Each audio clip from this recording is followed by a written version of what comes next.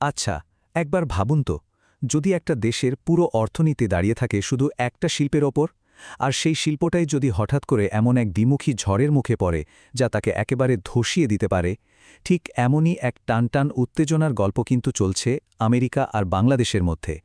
আর আজ আমরা এর কেন্দ্রবিন্দুতে থাকা সেই নাটকীয় বাণিজ্য চুক্তিটাকেই ব্যবচ্ছেদ করব। এই পুরো গল্পের কেন্দ্রে আছে বাংলাদেশ, যাকে তো আমরা সবাই চিনি বিশ্বের অন্যতম একটা বড় প্রোডাকশন হাব হিসাবে। বিশেষ করে এর পোশাক শিল্প, মানে রেডিমেড গার্মেন্টস, সে তো বিশ্বজুড়ে বিখ্যাত। আর এই ব্যাপারটা শুনলে অবাক হতে হয় যে বাংলাদেশের মোট রপ্তানি আয়ের প্রায় ৮০% আসে শুধুমাত্র এই একটা শিল্প থেকে, তৈরি পোশাক। মানে এটা একটা অবিশ্বাস্য রকমের নির্ভরশীলতা। আর এটাই চোখে আঙুল দিয়ে দেখিয়ে দেয় যে এই শিল্পটা পুরো দেশের অর্থনৈতিক স্বাস্থ্যের জন্য ঠিক কতটা জরুরি। কিন্তু অর্থনীতির এই পাওয়ার হাউস এখন একটা পারফেক্ট স্টর্মের মুখে, মানে একটা দ্বিমুখী চ্যালেঞ্জ, যা এর অস্তিত্বকেই রীতিমতো হুমকির মুখে ফেলে দিয়েছে। চলুন একটু ভেঙে দেখা যাক ব্যাপারটা কি। দেখুন, প্রথমে বুঝতে হবে এলডিসি বা স্বল্পোন্নত দেশ জিনিসটা কি। এটা আসলে জাতিসংঘের দেওয়া একটা বিশেষ স্টেটাস। আরও সহজ করে বললে এটা অনেকটা আন্তর্জাতিক বাণিজ্যে একটা স্টুডেন্ট ডিসকাউন্ট পাওয়ার মতো, যার মাধ্যমে একটা দেশ বিভিন্ন বড় বড় বাজারে শুল্ক ছাড়াই বা খুব কম শুল্কে পণ্য রপ্তানি করতে পারে। বাংলাদেশ কিন্তু সেই ১৯৭৫ সাল থেকেই এই বিশেষ সুবিধাটা পেয়ে আসছে।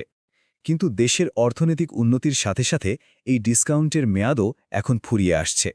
সব ঠিক থাকলে ২০২৬ সালের নভেম্বরে বাংলাদেশ আনুষ্ঠানিকভাবে এলডিসি তালিকা থেকে বেরিয়ে যাবে।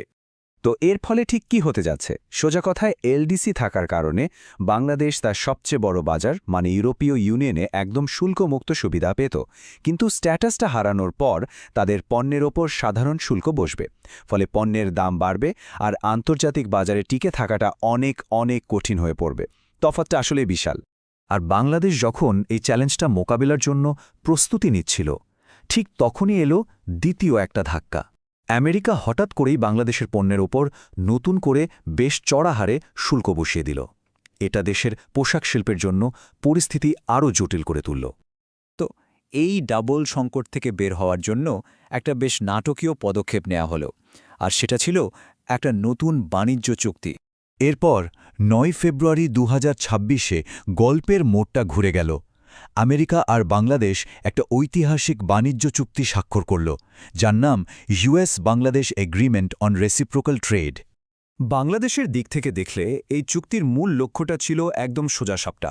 আমেরিকার ওই চড়া শুল্কটা কমিয়ে এনে দেশের সবচেয়ে গুরুত্বপূর্ণ শিল্প মানে পোশাক খাতকে যে কোনো মূল্যে বাঁচানো। আচ্ছা, তো এই চুক্তির ভেতরে আসলে কি লেখা ছিল? চলুন এবার একটু গভীরে গিয়ে দেখি দুই দেশের মধ্যে এই দেওয়া নেওয়ার আসল সমীকরণটা ঠিক কী ছিল। এই টেবিলটা দেখলেই পুরো ব্যাপারটা পরিষ্কার হয়ে যায়।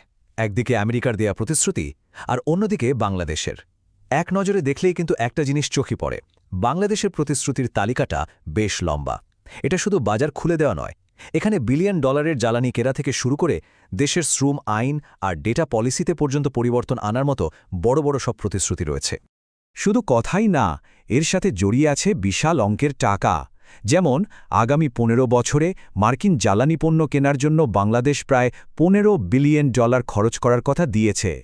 শুধু তাই না, এর সাথে আরও যুক্ত হয়েছে জাতীয় বিমান সংস্থার জন্য ১৪টা একেবারে নতুন বোয়িং বিমান কেনার চুক্তি।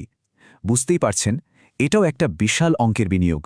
আর ঠিক এখানেই আসল প্রশ্নটা উঠছে, এই চুক্তিটা কি তাহলে বাংলাদেশের জন্য একটা জরুরি লাইফলাইন ছিল, নাকি এটা একটা একপেশে দর কষাকষি যার জন্য অনেক চড়া মূল্য দিতে হয়েছে?